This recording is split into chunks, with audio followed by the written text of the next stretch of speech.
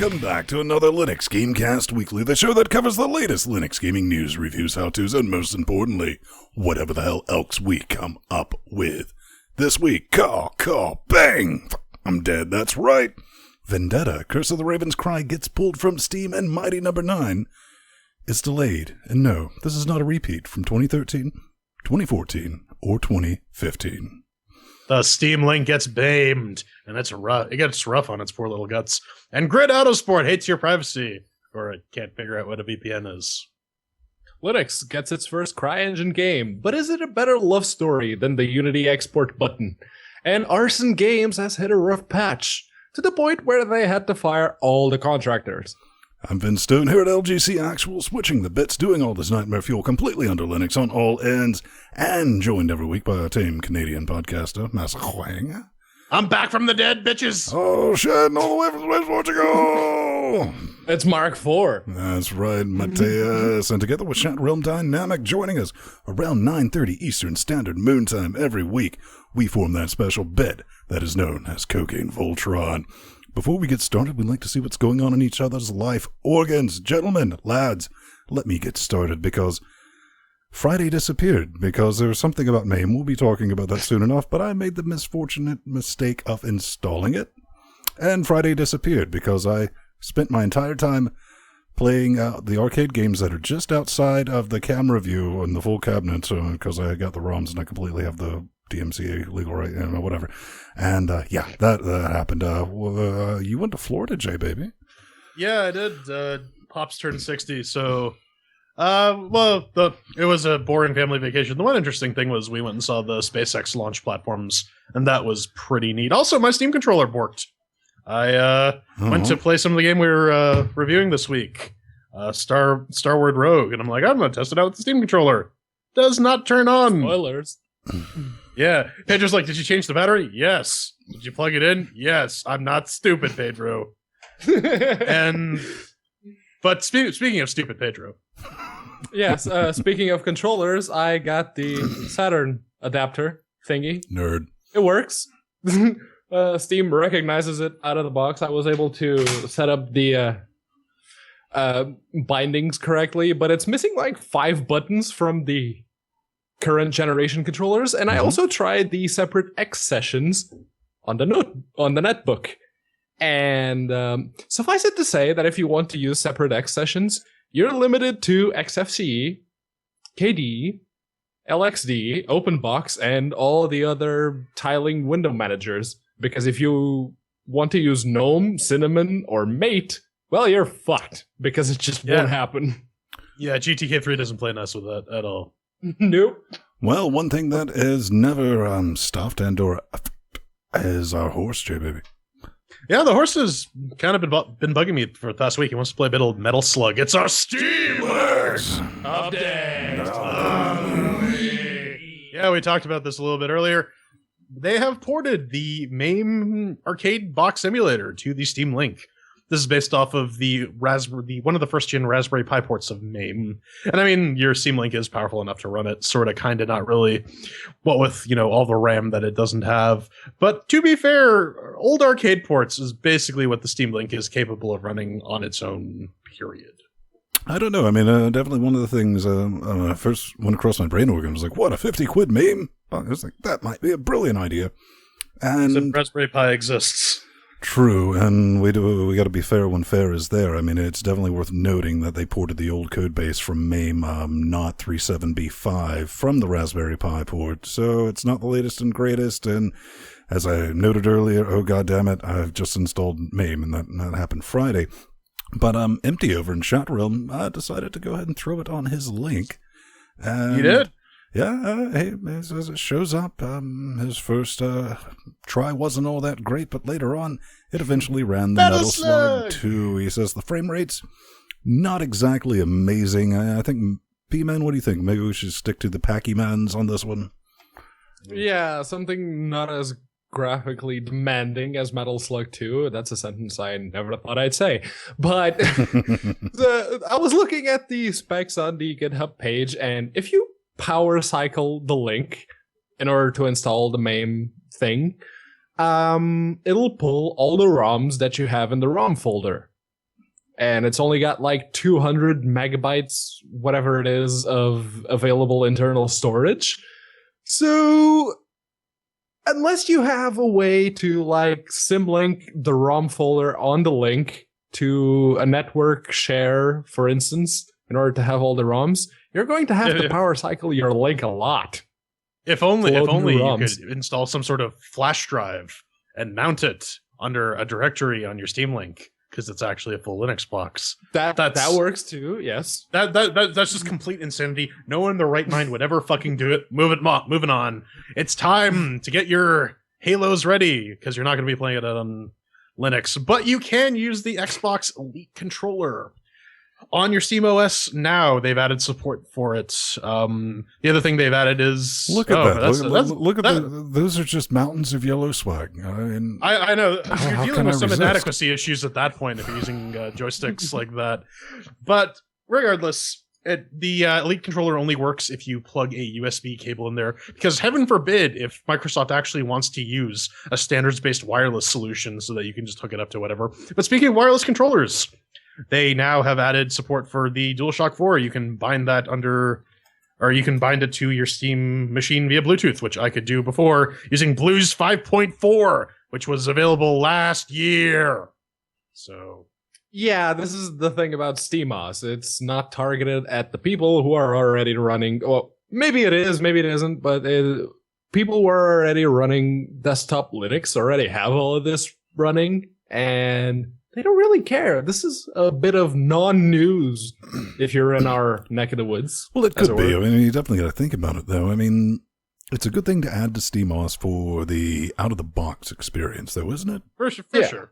Definitely, yeah. Yeah, it just surprises me that they're using such an old version of Blues, especially when they're listing like the PlayStation 3 and PlayStation 4 controllers as supported. So, well, at least they didn't build SteamOS on Debian stable, right? Oh yeah. Oh wait, yeah. They did. No, it's unstable, isn't it? Because reasons. No, it's Debian stable. But anyway, Valve would like people not to use custom skins in CounterStrike Global Offensive when they're trying to make a market out of gun skins, as it were. See, in Team Fortress 2, you have your hats. In CounterStrike Global Offensive, you have weapon skins. Yes. And there were a couple of mods that would allow people to have certain skins that, if you look in the Steam marketplace, they go for around like $300, $400 easily. So Valve was not okay with that, and originally they released a blog post that said, no, you can't use custom skins, period. But then they went back and retracted it. It's like, no. You can't use skins that specifically misrepresent a player's skill group / rank or the items that they own. So skins that change like the appearance and behavior of a weapon, those are not allowed. If they're skins that no one really cares about, as it were, they just like make the M4A1 shinier. That's fine. If you change the M4A1 to a Carbon 15 Bushwhacker, then we have a problem. Yeah, I mean, I was looking at this. I don't play the CSGOs. I loaded it once, and I was like, wow, I'm too old for this, and not good enough. But, I mean, I took away, this was only available for people who were running their own CSGO servers, right, P-Man? Yeah. No, this was the community servers that were affected by this, weren't they not? All the servers. They're basically all community run, so...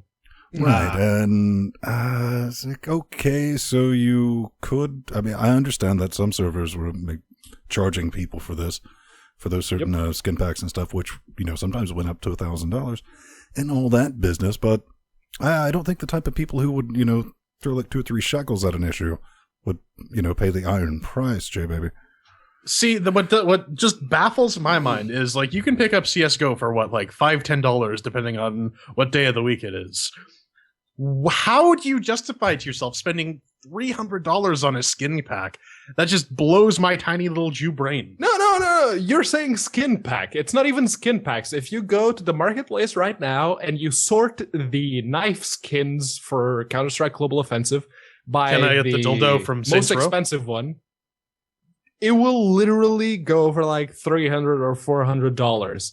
It's stupid. But you know what else is stupid, Pedro? Me? The guys at Topware Interactive, but also you, yes.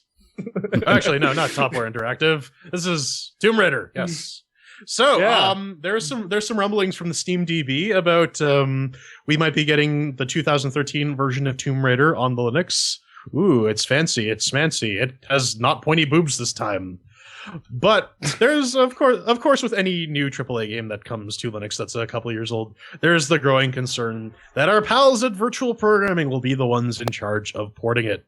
And considering that really the only other game that Squeenix has put out on Linux is Wakfu, they could be porting Tomb Raider with Java. I don't know, but there's not really much history to go on to speculate. I don't know. I mean, the only thing you can look at is Feral Interactive was responsible for the Mac port. But then again, we were talking earlier before the show that Feral also ported the Mac of BioShock.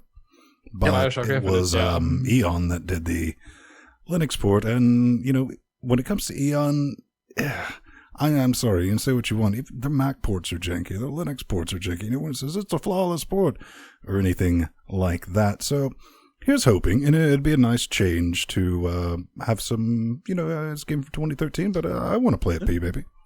Yeah, it would be interesting if it weren't virtual programming. And I also don't really trust Square Enix as a publisher because they're the ones making the decision, or Squeenix, as it were. They, as a publisher, I don't trust them to make the right call. They're probably going to go with whatever's cheapest, and virtual programming is probably the cheapest. We don't even need to have their source code. But yes, stupid as a stupid does. Take it away, Ben. All right, here it is. Vendetta, Curse of the Raven's Cry. I think actually made every YouTuber's top list of worst game of 2015. It's been pulled, Brad. It is no longer currently available in the Steam store. People say that they're still selling Steam keys and the downloadable version on their web zone, but that's definitely a thing. And if you're wondering why that is, well, P-Man, you mentioned maybe they were using some fake accounts. Oh yeah, that's the thing. If you go on Reddit, on the R Gaming subreddit, more specifically, there were some people claiming that Topware was using fake accounts to promote Raven's Cry, and then the very first comment was a guy saying, yeah, it's well known that they were actually paying people to give the game positive reviews.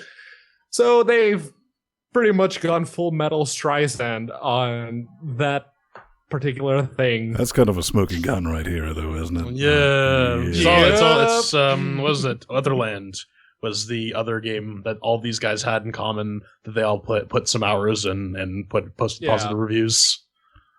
So, nothing of value was lost. Hopefully it stays pulled because that doubles the value of my Steam account. But, with Earth 2038 and Raven's Cry, man. Right. Earth 2033 or... whatever the fuck it was called. Well, let's bring it to the grid. Oh, yes. So, Strider reported this in the official Steam forums. Look at that lovely little otter icon. He's in chat realm right now posting stuff. But he ran into a bit of an issue when trying to do the multiplayers with Grid. He was unable to connect to his pals. And after some fucking around, he has determined that if you have a bunch of virtual interfaces enabled and active on your Linux box, you can't really do Grid multiplayer, which kind of seems dumb to me because 99% of all other applications that use TCP/IP basically delegate figuring out what interface needs to be used to the operating system. So why in the hell is Grid doing something different? Why do I need to disable my virtual interfaces? If I say I need traffic to go to IP address whatever, operating system will say, well, this is what my routing table says to go, so do it. Jordan, you're saying some very clever things, but you seem to be a bit... Oh, no, wait, I am Big Footy too, so this one's on Ven. Yeah. All right. Yeah. All right. Never mind. Yeah. My point was I looked that, inside and noticed that. I was going to be a bit sarcastic and say, are you saying that Feral has a spotty history when it comes to multiplayer support? It's not like we had a similar experience last week with Medieval 2 Total War. Y'all had similar experience. I didn't touch that shit. I don't know. I mean, it kind of made me wonder. I mean, because Frenchie and I, we tried several times to get it working. It's like, no, it never works, man. No matter what I try, and it's just kind of an odd thing. I mean, personally, I would have never, thought to, is it VMware, virtual module, maybe? But, all right, apparently it works, and that's a thing, but make it so. Yes, live long and make it so. This is the guys, can't remember their names now. Pro Team. Crow Team, yes, thank you. Someone asked on the Serious Sam 3 BFE forums if they would support Vulcan. In another thread, it was a completely irrelevant thread, but at some point someone asked, okay, are you going to bring Vulcan to SS3 and the Talos Principle? And they said, yes, in time we will bring Vulcan support to those, but SS4, Serious Sam 4, will support Vulcan right out of the box. That is what they claim. I'm holding you guys to that. Because you know why? You don't want to fragment your code path, which is why you use Vulcan in the first place. Why should I develop a DirectX code path and an OpenGL code path and a Metal code path when I can just use the thing that works on all the platforms, Brad? But I don't know. I definitely want to give the love to Crow Team because, they were one of the first titles to ship with the Steams of the Serious Sam 3. And they've been Linux supporters for a while, actually. Yeah, day one. So good on them and, keep up the fantastic work.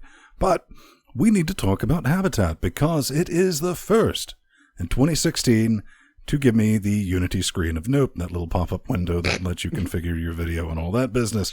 What is it? You never heard of it? Habitat is a physics-based space game where you build, fly, and fight with whatever you can find in space. Upgrade, blah, blah, blah. It's 14. Jesus Christ.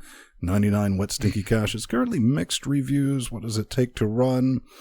Not bad, not too much. What are we taking here? Like half Minecraft, half something else? You build your space station. I have a doubt. Okay, all right. I have a genuine doubt. In their system requirements, if you go to the SteamOS system requirements, they say in parentheses, Linux machine configuration not supported. What the hell does that mean? They gave us keys for this a long time ago. At least I had a key for it.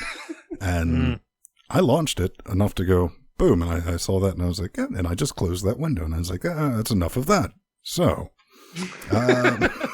that's about it, but let's get tricky. Oh, yeah. Yes.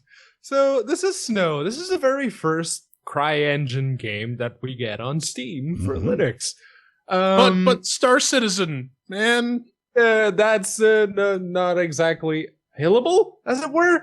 But there's kind of an NDA attached to that, so... Right. Anyway, this is Snow. It's a free-to-play, open-world, winter sports game. They say you can explore a massive mountain, customize your character with clothing and equipment and the biggest brands, and compete in events to be the best. You see, my experience with this game was like firing it up. Oh, hey, it's a 720p window. Right, let's change that resolution. No, you can't. Right, okay. So let's put it in full screen. Why the hell are you fucking with my other monitor? All right, okay. So I started a tutorial and I couldn't figure out how to tuck. It recognized the Steam controller. The NVIDIA controller. Recognized it sometimes you need to use a little duct tape if you want to tuck. But that's you just pull it back and It recognized it out of the box, and I tried every single button. It wouldn't happen, so I had to do the tutorial over and over and over again, and I could not for the life of me figure it out. So, yeah, that's not a very good first impressions for CryEngine. I don't know. For me, go ahead, when this is published on the YouTubes, click on over that and go to our show notes to our web zone, because you got to do a little trickery to actually make this thing launch, and you're going to be playing without sound, Brad. It's kind of telling, kind of hopeful that because all this developer did, I mean, this thing's priced to sell it free, so everyone tried to pick it up and play with it and send us some hate mail about it and let us know your experiences. But for CryEngine, I mean, it kind of sort of works. It only works at 720p. The dribble control doesn't work. It's kind of emulated with the Xclone controller, and try to take a screenshot and you'll have a fun time. But Jordan learned it's damn near impossible to kill. Oh, yes. No, okay. So, number one, that's the sign of like a good quality game. This thing fucks around with X-Render, so it will just straight up change the resolution of your monitor. I had never before seen my 4K monitor in 720p mode, and now I need therapy. But so I had to drop to TTY to get out of that. I killed it, and while we were preparing to go live, Pedro's like, "Hey, are you still playing Snow?" I'm like, "No, I killed it." He's like, "No, well, according to Steam, it's not." And lo and behold, it was still running, and I had to, you have to nope your X session to get that up and running. Also, or just to get that killed.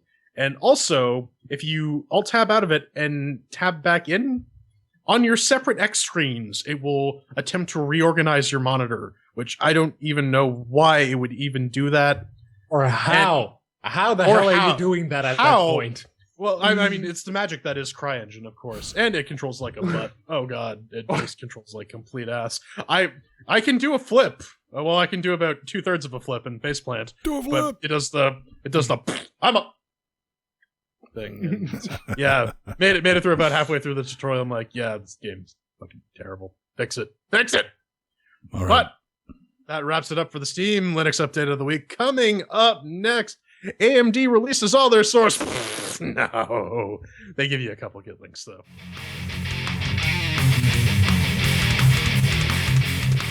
Oh, hey, there you guys are. So this is usually the point where we start the news, but this week we have a hell of a lot of people to thank for our Patreons. We also have a hell of a lot of new content to give you now. What with us meeting that $135 goal, we are officially starting production on LinuxGameCast Weekly Daily Wednesdays. But we have some lovely, lovely people to thank. Mr. Benjamin, Mr. Rod B, Mr.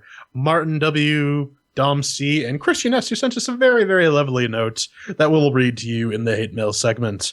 But you can kick on over to patreon.com/LinuxGameCast to join the madness. 5 cents a show. It's not much, but, you know, we come at you and we scream every week, and hosting this shit's expensive. We were just talking about that before we went live. We've crunched the numbers. Yep. It's not cheap, and your support helps, even if it's still just a little. And if you can't spare some money, tell your friends, spread the word, increase our viewership, bow down to the chairs. Yeah, I mean, you can go over to our website and just click support the shows and do that. We have some Amazon links. Try to shop through those. Do a better job than I do, because I buy stuff from the Amazons all the time and forget to use them myself.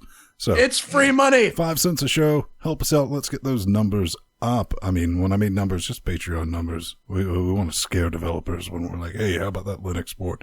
But Radeon. Oh, yes. This is, it's time to open up your asshole. Now, this is GPUopen.com. This is AMD's oft talked about attempt to embrace open source and open source development by releasing 2 GitHub links to a couple of tools. A GCN cross compiler, and what was the other one? Shit, I don't remember, but it's something equally useless. But you know what? It's up, it's open source, and it can help you start developing stuff for Radeon. I don't know. I mean, better than nothing. All right. Fair enough. Yes. We love AMD. I mean, it's like, you guys hate AMD. And I was like, we love AMD. I've been buying AMD CPUs since '95. But looking at this, there's not a whole lot there. I mean, there's a couple of tools, and I don't know, P-Man. I mean, is this really worthy of an announcement? In a way, yes. In another way, not so much. The one thing that I did like is like the 3 tools. It was like the 2 GameWorks type thing. GameWorks is NVIDIA's thing. And this is AMD's response to that. They want to make it open source. They want at least that. They want to have that going for them, as it were. Besides those 2, there's also the GPU Perf Studio, which is actually a DirectX 12 tool that they've decided to open source because I don't know why. There's like 3 Because DirectX GitHub 12 links. is the future, man. Obviously. Yeah, there's 3 GitHub links in that page, which I will admit, that's actually pretty nice. Putting stuff on GitHub and letting people pull it and do their own fixes, and then like sending pull requests to, update the source code and everything. That's amazing. Thank you, AMD. You guys are actually doing something for once instead of just releasing broken Linux drivers. Sort of. Still a better love story than Crimson. But on the other side of the field, Team Blue, Tiger Blood Lake is revealed. It is the latest x86-60 winning CPU that's on Intel's roadmap, and they're apparently using a 10 nanometer die, which is apparently this was 2 years ahead of schedule. They were thinking that it would take another 2 years on top of their existing roadmap to get dies down to that size, but lo and behold, there it is. And yeah, we're not going to see anything about this for at least another 2 CPU cycles. Not like CPU cycles, but Intel release cycles. I don't know. I mean, one of the things that has genuinely worried me, because we know Zen's coming out from AMD, right? Oh. Hopefully by Q4 of this year, and Intel is like, I don't even think they're dropping their good stuff. They're like, yeah, you got something in a drawer there. All right, how about this? All right, yeah, we got better stuff than that. This is just anyone who is excited about the Zen. Yeah, this is coming too. P-Man.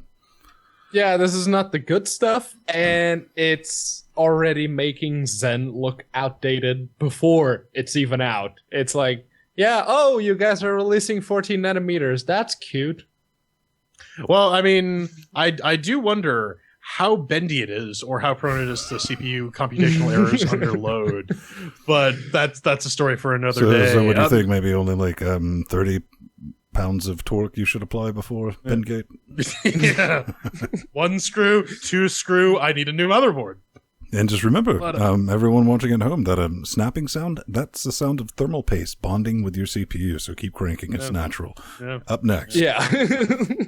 Up next, we have new Wine. This is Wine version 1.9.2, and they fixed a couple of things. They've added GStreamer for Windows 1.1 support. They support SHA ashes and bcrypt, synthesizing old glyphs and bitmap fonts, underlines, support and DirectWire. Still, more shader model 4 instructions. This is the big one. This is the one that means, hey, it's shader model 4. They're talking about DirectX 10. Yeah. It's not DirectX 11. It'll take a while for that to come on. No. What? Is DirectX 11 shader model 5? I don't recall. Yep, that's shader model 5. And it's improvement. It's nothing spectacular at this point. We're actually actively waiting on DirectX 11. But one thing that they don't mention in these little bullet points in their release page is that they, at least the Wine staging branch of Wine, does not crash. There was an issue with Battle.net. If you want to play wizard games like Diablo 3, Hearthstone, StarCraft 2, what have you. Wizard games, right. Yeah, there was an issue with the Qt not loading properly because it was looking for the Windows module, and it wasn't finding it because it was running on Linux. And with Wine 1.9.2 staging, that's actually fixed. So if you're running into issues with that and you want to play Blizzard games on Linux, I can sort of understand that. Hearthstone's like freaking crack. You can use this new version. It'll sort that. No, well, I mean, that's good. We love the guys at Wine. We love that Herculean task they've taken upon themselves to fully re-implement Win32 under Linux. It's fantastic. But GOG has decided to dip their beak into the early access. This is GOG Games in development. They're offering a couple games: Starbound, Ashes of the Singularity, Project Zomboid, Terratech, and The Curious Experiment. And you can pick up these still technically in development games on the GOGs now. So if you want a DRM-free copy of them, you can. I see a problem with this, though. Okay, all right. All right. So hear me out. When I get an update on Steam, I don't have to re-download the entire game. It just downloads the diff. GOG does not have differential downloads. That means that when a dev pushes an update, and they will because these games are still in development, I have to download the entire game again. And that's fine, you might say. Oh, GOG Galaxy handles all that. It'll handle the installation of the updates. I don't need to download a 1 gigabyte file in order to apply a 120 megabyte diff. And they're not going to get that working anytime soon. Last I checked, Galaxy wasn't exactly out for Linux. Even that aside, this seems fairly problematic considering their distribution model. I don't know. One of the things I'm looking for is, this is a version of Early Access in two of these games, Project Zomboid and Starbound. Project Zomboid, let's just go ahead and be honest with each other, lads, has been in Early Access before Early Access. This game has been in beta since 2011. Think about that. Then you go on to Starbound. Its first public beta was 2013. I mean, these are definitely stuck in development hell. And here's a serious question for the developers out there. I know we have game developers in chat realm right now thinking, maybe I'm going to go to this platform. How in the mothering hell do you refund a DRM-free game? P-Man? Yeah, that's... Well, you trust the person who bought the game to not put it up on some torrent search engine. Well, they're talking about this 14-day no questions asked refund policy. See, no questions asked. That's just asking for trouble. I don't think that this platform is going to, fly. Well, let's talk about some feature creep. That's right, Mighty Number 9. Well, guess what? Regarding the Mighty Number 9 release, and, like I said, this is not a repeat from 2013, 2014, or 2015. It has genuinely been... What is Mighty Number 9? You don't know about it. From some of the original creators of, I think, Mega Man 1 through, 3X series? Yep. And they're putting that together. And it's been held up by effectively a feature that no one really wanted, the networking support for multiplayer. And I was like, all right, that's definitely a thing. And they are having additional issues with this because it has been in development so long. The engine that they are using, Unreal Engine 3, is no longer being developed by Epic. So they're having to hand tailor that. But more importantly, I think let's have a bit of discussion on this, because has anyone else noticed, how every single crowdfunding campaign that goes just gangbusters 2 times, 3 times, 20 times over their initial funding goal ends up like this, where it's delayed and delayed and delayed? J-Man, I think you call it feature creep. Feature creep. This is so. I'm a release engineer by trade. So my job is to take developers' code, package it up, put it to a deployable state, and put it on whatever it needs to be deployed to. And this happens all the time. There's some feature that someone's working on. Oh yeah, no, it's going to be great. It's going to be revolutionary, but I need 5 more minutes after your cutoff date to put it in. Oh, but since I was rushing, it's broken. And so we got to spend more time fixing and debugging and going through this whole rigmarole. And all I have to say is project management, motherfuckers, use it. If you have to focus on your core deliverables first. I promised a game. I'm going to release this game. And then new stuff, exciting things like, network multiplayer for a Mega Man game that no one's going to use will be added in later. But they're saying, we can't release a version without the multiplayer support because it's too integrated into the code base. That is a failure on your part, developers. You fail to account for time and money and your ability to actually deliver. So... Yeah, and there's a bunch of people already complaining in the comments for that particular Kickstarter update, saying they want a refund and saying that they never asked for online multiplayer. They never asked for any of that. They just wanted a new Mega Man game that, Konami doesn't hold the rights to, as well. Capcom. But, Capcom, yes. And at that point, what the hell are you doing? I mean, Keiji Inafune was... also the guy who was supposed to be making that new Castlevania game, right? Lords of Shadow? Is that what you're talking about? Yeah. Well, and Wi-Fi Ninja in chat realm brings up a good point, because I personally thought they were using Unity, because I recall that when this Kickstarter came out, we're using Unity, so we're going to support Windows, Mac, Linux.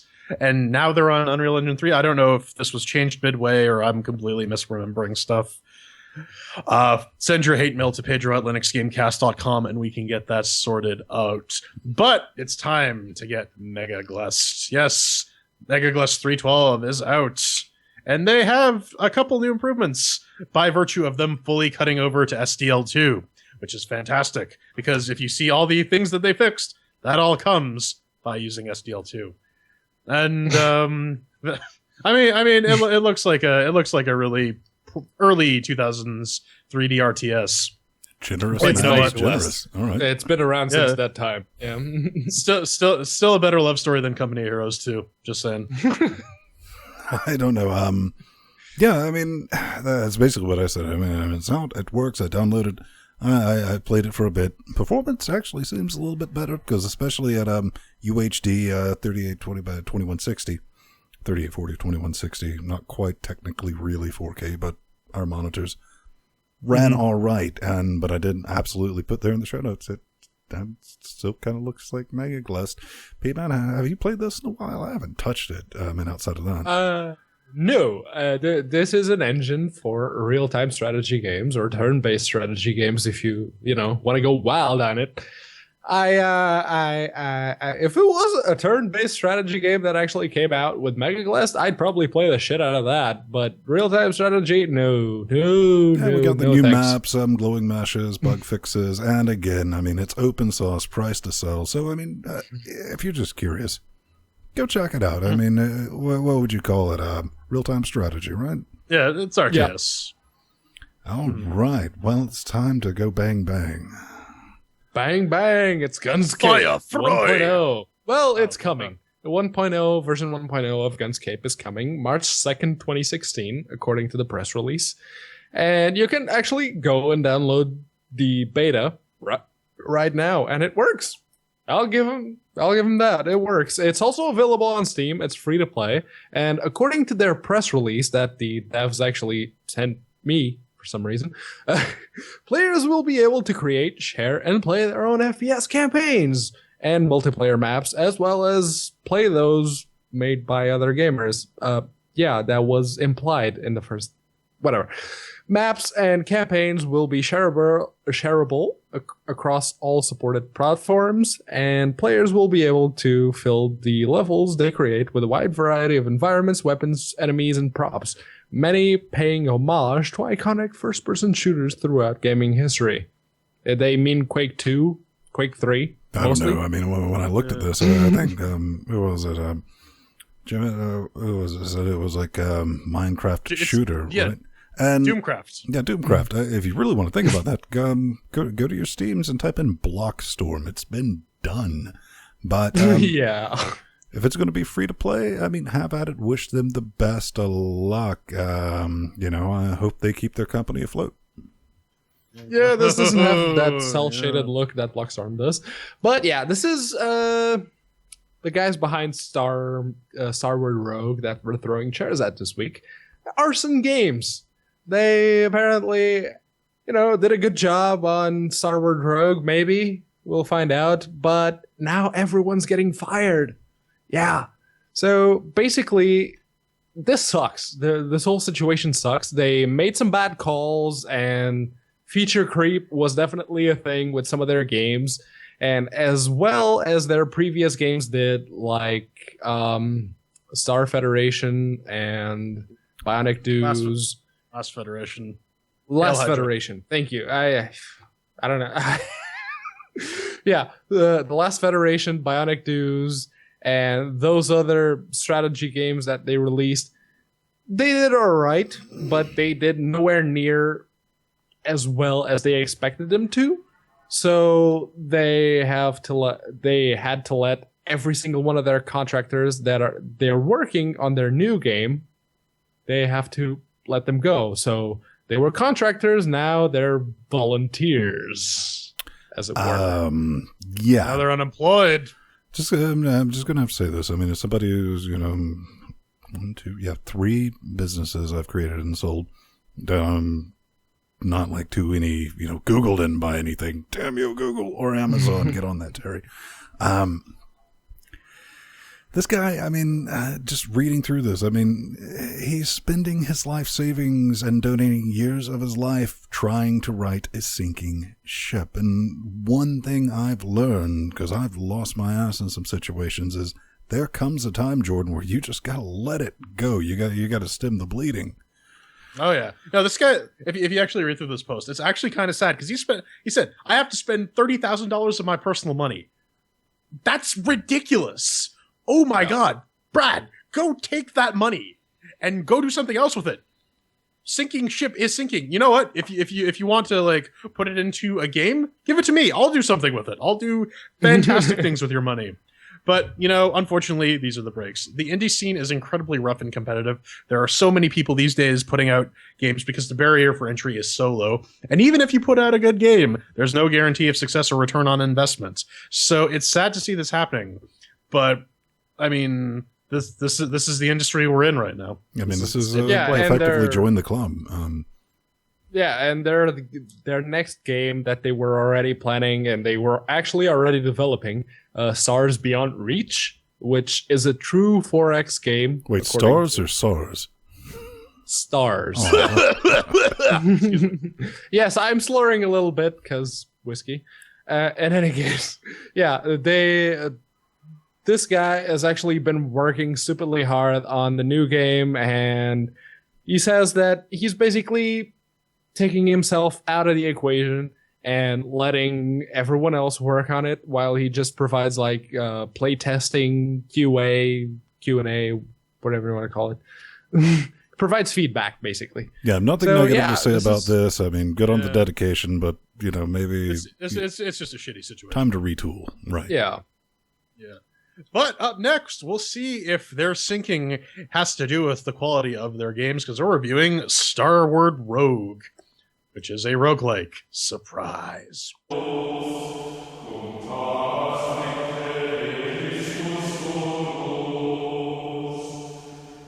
may have gone out of business, but that hasn't stopped them from giving us keys. This is Starward Rogue by Arson Games, developed on the Unity engine. Can pick it up for 12 what's filthy, stinky capitalist American dollars, or 13 Canadian Monopoly dollars, or whatever your local currency is. And what is it?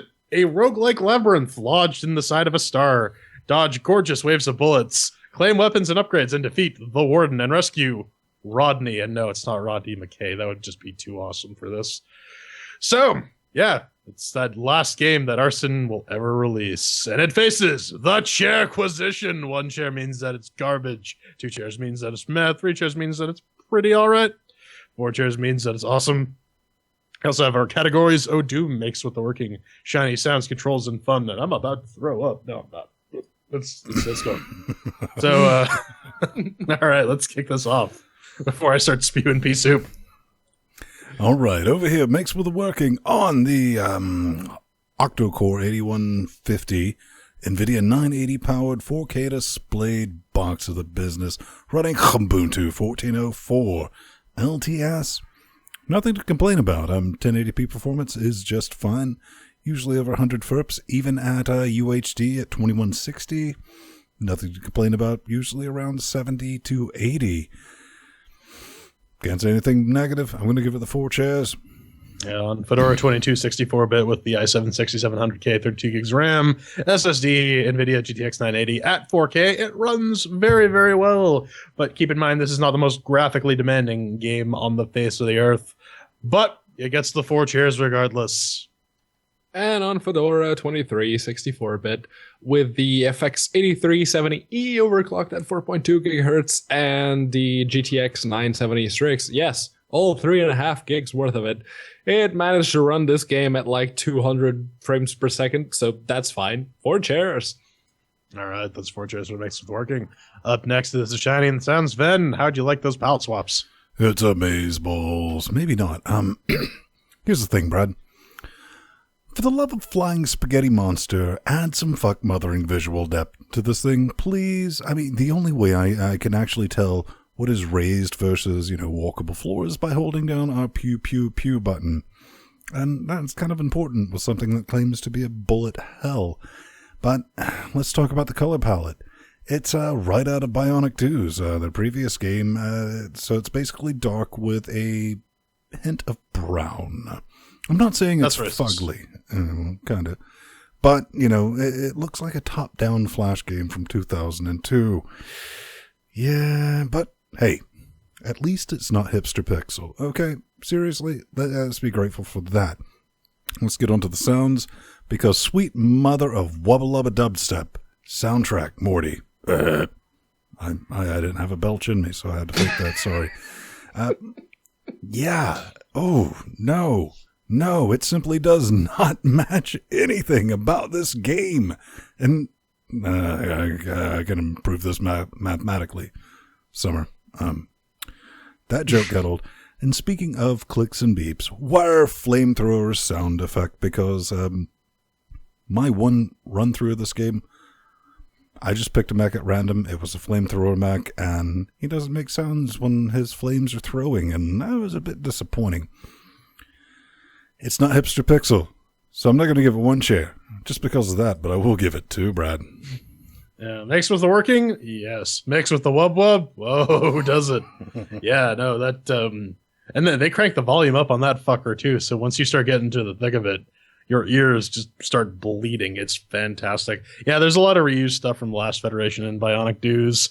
When I saw the Hydra in the intro art, I'm like, wait, they just outright steal it? Oh, it's the same company. That makes sense. So, but here's the thing. Did either of those games actually look good?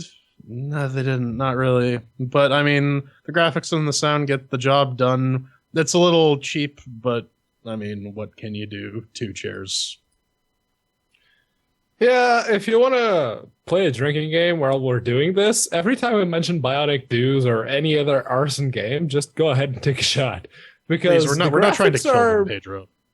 The graphics are more than a little reminiscent of Bionic Dues, mostly due to all the reused assets, because if you've played Bionic Dues, you know exactly what like the upgraded items look like. And every now and again, you'll pick something up in Starward Rogue, and you'll go like, oh, that, oh, right, that's from that game back. Yeah. Okay. That said, that's not actually a bad thing, because Bionic Dues was my favorite game of 2013, at least when it comes to Linux. And that's definitely not a negative. What is a negative is the music. Like Van and Jordan already mentioned, that's a lot of whoop whoop, and I don't particularly care for that. That got muted right quick. So I can't give it 4 chairs, but I will give it 3. And so that gets it well above 2 chairs for Shining Sounds. Up next is Controls. Ben. Full controller support, my arse organ. Seriously, all right, fine. Technically it has full controller support in the sense that you can rebind the keys. But out of the box, the X-Clone controller layout is jacked, and that's a genuine issue. Not just with this game, but with a lot of games that we have seen. Because, the default layout's jacked, but you can rebind them however you want. That's a tough sell when you don't know how the game plays. You don't know how you would want to rebind them until you've played through the game. And I did that, I went through the game, rushed it, beat the final boss, and all that. I'll get into that in the fun section. Then I went back and I was like, okay, well, I guess I could kind of map this out, but it doesn't feel right. It doesn't flow right. And I really don't consider it a twin-stick shooter, as some might in this review. And go ahead and launch this game in big picture mode. Sit back, get comfy, and get your ass right back up and dig around in that tech closet where you hid the gerbil and wireless controller for your Steam box, and because you're going to need that, because fuck that. Some of the menus you can't use with a controller. That's brilliant. But you know what? Just skip big picture mode, because the only way to really play this is with your G-Bird. Yes, show title. Keyboard G-Bird. And it's like the T-Bird. Yeah, it's brilliant, man. Thunderbirds. Go. It is really rubbish with any type of controller that I've tried it with. So, yeah, I'm give it 3. All right, fair enough. Yeah, I mean, the keyboard mapping is good enough. It's nice and sane. Everything's where you'd expect it to be. My Steam controller was dead. Otherwise, I would have tested it with this guy. Instead, I had to deal with the DualShock 4, which apparently, when it comes to the left analog stick, it only understands left because all the other directions don't work. The D-pad does, but yeah, the bindings took me a little too long to figure out, so I just switched back to keyboard and mouse. I mean, if you're going to advertise full controller support and then not have, full controller support, I'm tempted to just dock you 2 chairs, but since I didn't have the Steam controller, I can't give that a fair assessment. So it gets 3 for now, and that's it. Yeah, it sort of does have controller support, except for the menus, because that you actually need the mouse for. And if you want to control your Mac with the controller, I try to use my Steam Shield controller. Again! God damn it! Take a shot. NVIDIA Shield controller. With that, it wouldn't actually pick up on any buttons. I had to set them all manually. I also tried it on the Steam box. It wouldn't pick up on any of the Logitech F310 buttons either. You have to set those up yourself. Now, if I had, say, an actual Steam controller plugged into the Steam box, maybe, just maybe, I could emulate the mouse, and that would get rid of that particular requirement when it comes to the menus. But that's not the case. So I can only give it 3 chairs. All right, so that's 3 chairs for Control. And we got our final category, fun. Ben, did you have fun playing Starward Rogue? It was amazing, kind of, maybe awesome. Let's get to the Brad tacks here, ladies and gentlemen, boys and girls. Roguelike bullet hell sounds like a great idea. Said no one ever. Absolutely not. And you might say, but Veen, what about the Binding of Isaac? And I would retort, Binding of Isaac is in no way bullet hell. At best, Binding of Isaac has 2 boss fights that, kind of sort of approach what might be considered bullet hell on an alternate Wednesday if you clicked your fucking heels together 3 times while reciting the Pledge of Allegiance. Backwards. Now, I can't blame them for trying something new, but this is the real world, Neo, and not everyone receives a lackety-shiny trophy for just participating. That said, I beat this game in 106 minutes, and even though it's a roguelite, I have zero interest in another playthrough. It's not that I hated it, but there's simply no reason for me to have another go. Oh, no. All right, I did try it with the other mechs, but that lasted for about 5 minutes and I noped.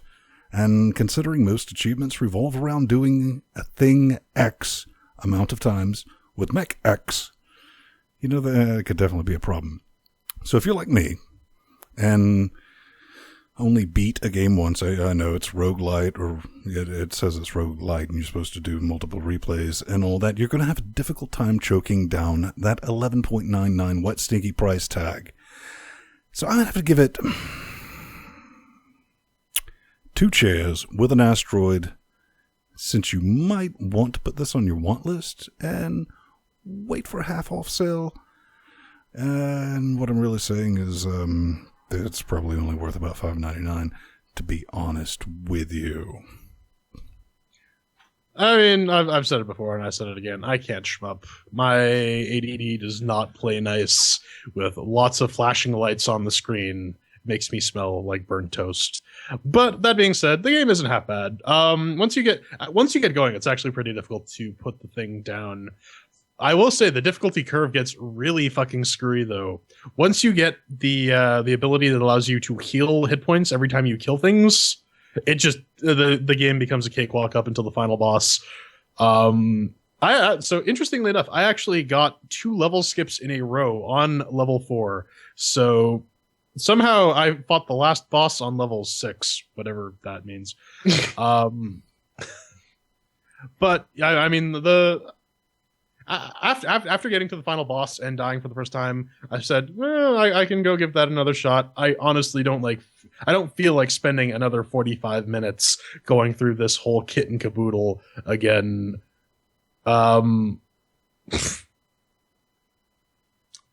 Yeah, really, that's it. It's at the end of the day, this game is really just meh. I mean, pick it up on sale and you maybe won't regret it, but it's not worth it at full price. Sorry, Arson. This is how it goes. How many chairs? Oh yeah, 2 chairs. But... All right, like Ven already hinted at, this game takes a lot. This game takes a lot of inspiration from The Binding of Isaac, and I like roguelites. When it comes to The Binding of Isaac, if I'm sitting on my Steam box, chances are I'm either playing Bound by Flame or The Binding of Isaac. I don't really hate twin-stick bullet hell shmups either. Thing is, I'm not particularly good at either one of those genres. Even though I like roguelites a lot, I'm not really that good at those. You combine the two and you have something that, while competent, I wouldn't necessarily call it fun. It's not a shitty game by any definition, and I mean, at this point, to me, this game is nothing to write home about. It's another one of those games that skirts the boring / mediocre level of chairs. I can't really criticize it for anything in particular, but I can't really commend it on anything else either. Sure, it does exactly what it was meant to do, but it won't do it in any way, in any spectacular way, as it were. If that sentence that I just said sounded awfully generic and bland, that's because that's what Starward Rogue is. If I had to describe it by comparing 2 other games, it's Geometry Wars meets Bionic Duos. That's literally what it is. I can only, unfortunately, give it 2 chairs.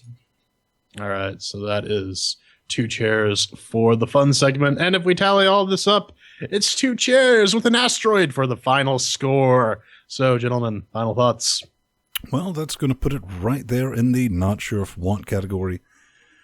And when you say want, that's where you want to put this game, on your want list. I mean, if you're remotely interested in this quasi-bullet hell roguelike thing that you could probably spend 106 minutes on and play through once, put it on your want list, wait for a 50 or 75% off sale, and throw it into your inventory organ. P-Man? Yeah, it's great if you really like shmups and you just want, like, you have 20 minutes to burn and you want to play a game, you fire up Starward Rogue and you get yourself killed or actually beat it. It takes about the exact same time to do either of those, so it's just not, in my opinion anyway, it's not worth 12 euros. It's really not.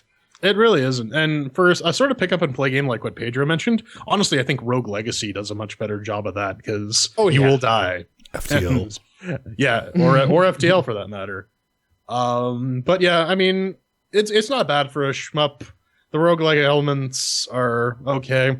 I mean, it's just I don't want to do level design, so I actually literally got a level once that was a straight line. That was incredibly inspired. It was brilliant. But yeah, for 12, I mean, in Canada, it's almost $15. I would not pay that for this sort of game. I'd pay $5 at the most.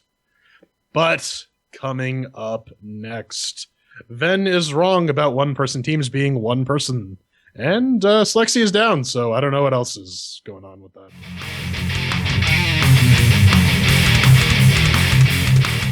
Ladies and gentlemen, boys and girls, it's my favorite segment of the show. It's a hate mail. And as usual, you can get in touch with us by going to LinuxGameCast.com, clicking the contact button on the nav bar, and just filling out the form. If you're trying to promote a game or a crowdfunding campaign of any sort, be it Steam Greenlight, Kickstarter, Indiegogo, what have yous, just make sure to include a playable build of your game that we can futz around with. Because if you don't, we will just make fun of you. So apparently, last week I got called out and said the guy behind Zorios said that I was wrong and that I didn't know what the hell I was talking about because it's not a decompiler. It's Wait a a minute. disassembler. Somebody might just be watching this initially. Pedro, what the hell is Zorios? Zorios is the open source re-implementation of the Aurora engine, which runs Neverwinter Nights, Neverwinter Nights 2, KOTOR, KOTOR 2, the original Witcher, and Sonic Chronicles for the at least one Sonic game. Yeah. So apparently I wasn't the only one that was wrong. Apparently Ven was wrong too, because Dr. McCoy, aka Sven Hesse, he came back and said that he did watch the whole thing because I implied that he had not. He said that he watched the whole thing, at least the part that concerned him, and in his first comment, he explained... Summarize it. Yeah, he explained why it wasn't a decompiler and it was actually a disassembler. But then he watched the whole thing, as it were. Ultimately, what he's saying here is what I intended to do with these blog posts is explain my work on the project in ways that gives people not deep into reverse engineering or whatever. And he basically goes, all right, Brad, kind of my bad. I didn't explain it properly. And I'm kind of sorry for that. You don't have to be sorry for that, man. I mean, you keep rocking on doing the magic sauce that you're currently doing. But when you said I'm wrong about fucking what, mate? All I said was you're basically a one human project. Are you not human? And if you are, what system are you from? And do you still have a functioning ship? Because I want to get off this fucking rock. Listen, and it's perfectly good to be very proud of your decompiler. I mean, it's a very good project. I support it wholeheartedly. So good on you for that. And just to address Orn in chat realm right there, and no, chat person Orn, I'm neither Swedish nor Mexican, says Dr. McCoy. So there you go. Well, let's talk about Swedish, some controls.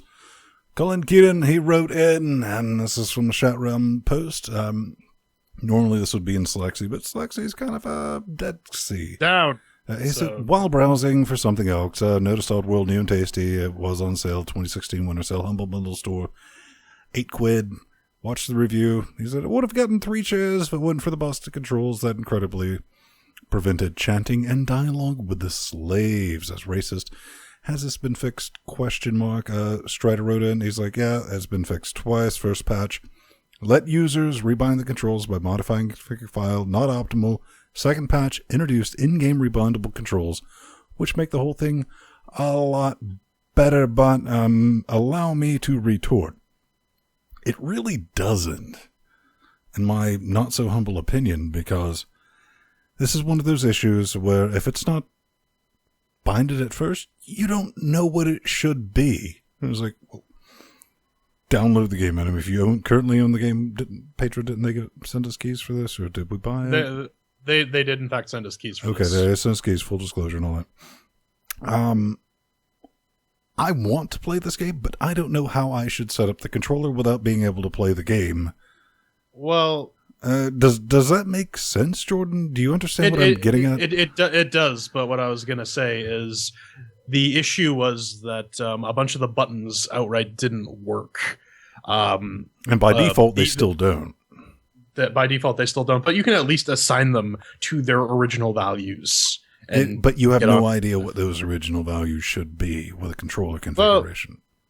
No, it flat out does not tell you. I downloaded that shit this week, son, and looked at it. It does not tell you. It should be this. It says, what would you like to rebind it to? And I was like, it's fully rebindable. It's brilliant. I love that. I don't know what I should rebind it to. Maybe if I had like a graph. Like, here, try to make it match this. So I seem to recall in the first release they actually had a diagram, like one of the Xbox 360 controller diagrams, and it's gone. So that's gone. Okay, that's I gone. did not actually know that. Okay, so wow, that's actually pretty shitty. B-Man? What the fuck? I wasn't on in that episode, so I have no idea. And on that bombshell, let's cue the music. You can always find us around 9:30 Eastern Standard Moon Time doing this madness, this nightmare fuel, all funded by you, our fabulous Patreons. Check us out at LinuxGameCast.com, Patreon/LinuxGameCast. Help continue this experiment and Cocaine Voltron. You can always find me at Vinstone, cleverly disguised on the Twitternets, plus Vinstone on the G+s. You can find me at The Burning Fool on Twitter or plus Jordan Svung on Google Plus because I am the masked bandit. I don't know. You are a failure. I, on the other hand, am the great Plage Marissa. You can always find me at Unaccounted4 on Twitter or plus Pedro Mateos on Google Plus. And at the end of the day... We'll talk for a clone. Beautiful, beautiful people. Look who's talking. All right. Cyborg, bitch. Jesus, fuck off. It's like dealing with children when you're a child yourself. I slap you. just. Daddy would like a word with you. Well, it was kind of ironic that, being Canadian Jew, that you did go to Florida. I mean. Hold on.